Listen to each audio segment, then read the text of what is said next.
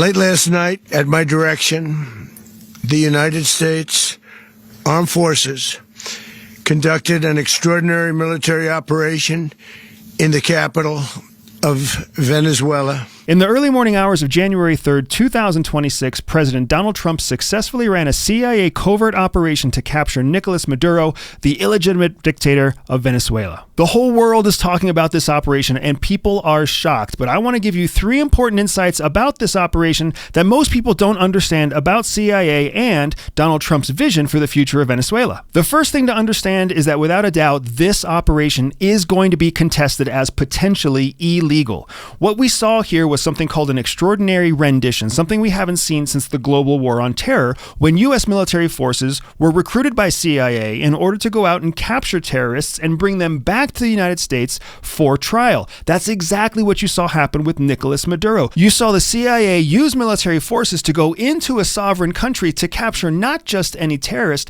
but their actual sitting president. Even though Nicolás Maduro was not seen as the legal president of Venezuela by the United States or many other countries in the world, he was the de facto leader in that country because of the fact that he had been a sitting president for so long, and he was hand-selected for the role by the previous dictator Hugo Chavez. In the eyes of the Venezuelan people, they only had one leader. Even if they didn't like him, even if they disagreed with them, even if they didn't vote for him, the entire country was built off of an administration, a series of federal and government systems that were dependent on Maduro. So in Maduro's absence, we can expect to see chaos across Venezuela. We can expect to see institutions fail. We can expect to see conflict in the streets. Police are going to be without leadership. The continuation of government is going to be confused and disoriented. And that's assuming the United States does not carry out any more additional strikes inside the country. All of that chaos, all of that confusion, any potential deaths, any continued conflict is all going to be tied back to this idea of an extraordinary rendition by the United States against Nicolás Maduro,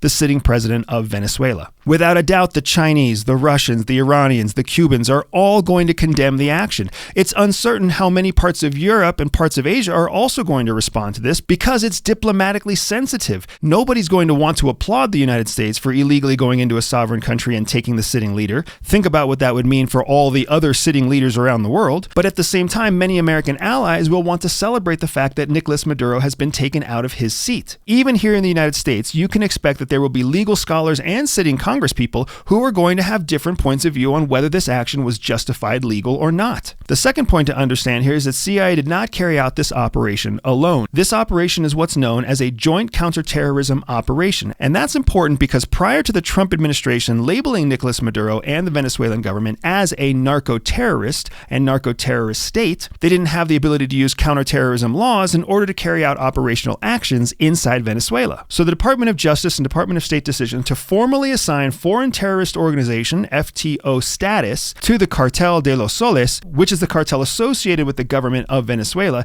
is an important decision because it opened up all the laws and all the authorities of counterterrorism to operations inside Venezuela. One of the reasons that's important is because by labeling Maduro a terrorist and labeling the government a terrorist-supporting organization, it meant that we could use joint resources across the United States in order to carry out counterterrorism operations. That's why you see formal statements from the U.S. government saying that this was a joint operation that included law enforcement, military, and intelligence assets. Without labeling Maduro and the government of Venezuela as a narco-terrorist organization, the Trump administration wouldn't have been able to carry out operations against the sovereign state of Venezuela itself. Another important thing to understand when it comes to these joint operations is something called authorities or titles. The U.S. military and CIA are governed by 2 different sets of titles. Title 10 for the U.S. military, Title 50 for the CIA. Title 10 grants the U.S. military the operational authority to carry out military operations of an overt nature against foreign threats. Title 50 grants the CIA the ability to carry out covert operations against foreign targets. That means the military has to operate under Title 10,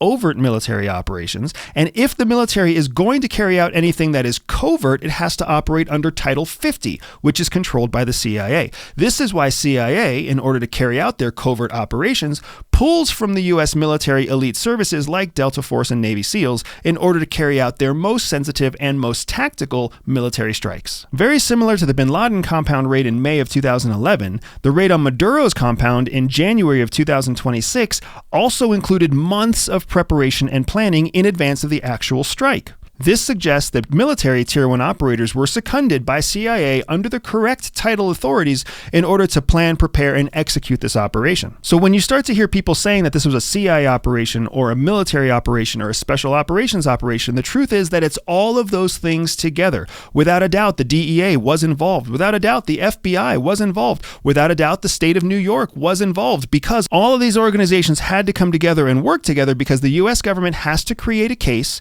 for why they were able to render from a foreign country a valid target who was indicted under a legitimate American law. All of these things may sound detailed and bureaucratic, but they're very important to understand, because inside the United States, we continue to exercise freedom and democracy, which means we have to follow the rule of law. And there are laws that dictate exactly how we can carry out all sorts of covert operations with the correct authorities and the correct judicial oversight in order to bring a criminal like Nicolás Maduro to justice. The third and final point I want to talk about is what comes next for Venezuela. And that is the question that's on the tip of everybody's tongue, even though only half the people you talk to are actually asking that question. First, it's important to understand that Maduro was not the only corrupt leader in the country of Venezuela. Maduro had been connected to the Cartel de los Soles for more than a decade. Maduro goes all the way back to the Chavez administration, when Maduro was in charge of making sure that Chavez was getting his paycheck from the cocaine that was being produced in Colombia and transiting through Venezuela. So you can see that Maduro has been at the game for a long time. And as he started to climb through the political hierarchy, he would backfill the positions beneath him with trusted loyalists who were also part of the Cartel de los Soles. That means that the current sitting vice president, Delcy Rodriguez, is also part of the Cartel de los Soles. And the defense minister of Venezuela, Pedrino Lopez, is also part of the Cartel de los Soles. In fact, both people have been named in formal indictments by the Department of Justice against Maduro. And the list goes on from there to senior lieutenants that are in all the different branches of the military, including the Air Force and the Navy, because those are the organizations that are relied upon in order to take the smuggled cocaine out of Venezuela and across the ocean into the United States. So the entire chain of command of Venezuela is in question. The top two people who would most likely be the continuation of government are also part of the cartel, which means they are also part of the target list for the United States. They know that, and they must recognize now that the capability of the United States to come in and carry out a covert lethal strike against any one of them is imminent.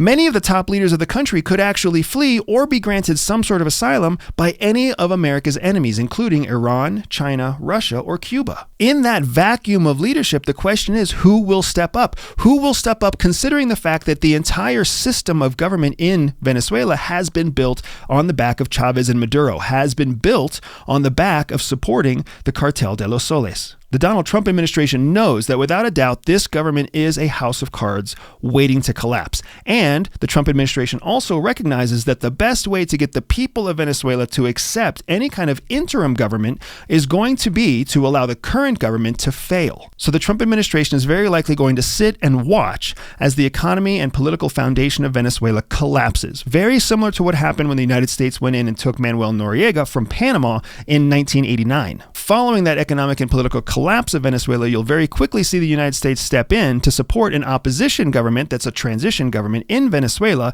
built completely separate from the cartel. Once that opposition and government is in place, you'll see the U.S. release aid packages to Venezuela. You'll see the U.S. release sanctions against Venezuelan oil. You'll actually see the U.S. start to offer investment into the infrastructure of Venezuela for two important reasons. First, Venezuela sits on the largest reserve of oil in the world. Let me say that again. Venezuela controls the single largest deposit of crude oil in the world. It's approximately 15% larger than the reserve held by Saudi Arabia, and it's just off the coast of Florida. So that means the largest reserve of crude oil in the world is just across the Gulf from the United States, and the predominant type of crude oil is known as heavy crude, which is the exact type of crude oil that Texas oil refineries were built to refine. So the Venezuelan economy stands to gain from cooperating with the United States, and the United States economy stands to gain from cooperating with Venezuela. Donald Trump recognizes, more so than any previous president, the economic benefit that stands for the United States by seeing a political change in Venezuela, because that Venezuelan oil could almost overnight start being refined by Texas refineries, which would massively decrease the price of oil and the price of energy across the United States, while simultaneously making us less dependent on Middle East oil. That means we can leave all the corruption, all the violence, all the scandal of the Middle East behind, and we can focus on sourcing our primary oil from Venezuela. The parallels between the 1989 capture of Manuel Noriega from Panama and the 2026 capture of Nicolás Maduro from Venezuela are powerful, which means that we can also predict that the transformation of Venezuela will be very similar to the transformation of Panama in the early 1990s. In the ensuing months and years immediately following the fall of Noriega, Panama suffered economically and politically. Their systems failed, their currency failed, many parts of their government failed. As I've already said, I expect the same thing to happen in Venezuela, especially in the first few months and even the first year after the loss of Maduro. However, in the first 3 years following the end of Manuel Noriega, Panama was completely transformed. An opposition government was put in place that was pro-American, sanctions were lifted, and U.S. aid packages started to flow in, creating a very strong and healthy Panamanian economy. That means that in the next 1 to 3 years, we can expect something very similar to happen in Venezuela. An opposition government will be put in place that is pro-American. That opposition government will come with the release of sanctions from the United States, as well as foreign investment and aid packages from the United States in order to rebuild the infrastructure, the political foundation, and the economy of Venezuela, particularly since a strong Venezuelan economy is going to benefit the United States economy, and Donald Trump is trying to transform the U.S. economy in his second term. Over the next few days and weeks, you and I will continue to see these 3 questions played out over and over again in media. Was the rendition of Nicolás Maduro legal or illegal? Who takes credit for that clandestine operation? And what will the United States do to support or suppress the economy and political foundation of Venezuela? I will continue paying attention to this because my family is Venezuelan. My wife was born in Venezuela. My father-in-law is a Venezuelan citizen. Many of our closest family members are all American citizens who were once Venezuelan immigrants. I am confident that the United States has better days ahead because of the capture of Nicolás Maduro. I am confident that the Venezuelan people have better days ahead because of the rendition of Nicolás Maduro. And whether or not we find that that rendition was legal or illegal, whether CIA or the Department of War takes credit for the rendition, whether or not the United States helps Venezuela or allows Venezuela to crumble, it's all irrelevant because in the long run, we will see the American economy benefit from the improvements that will happen to the Venezuelan economy and the reduction of Venezuelan cooperation with America's closest enemies, China, Russia, Iran, and Cuba. This is good news for me. It's good news for you, and I'll see you on the other side.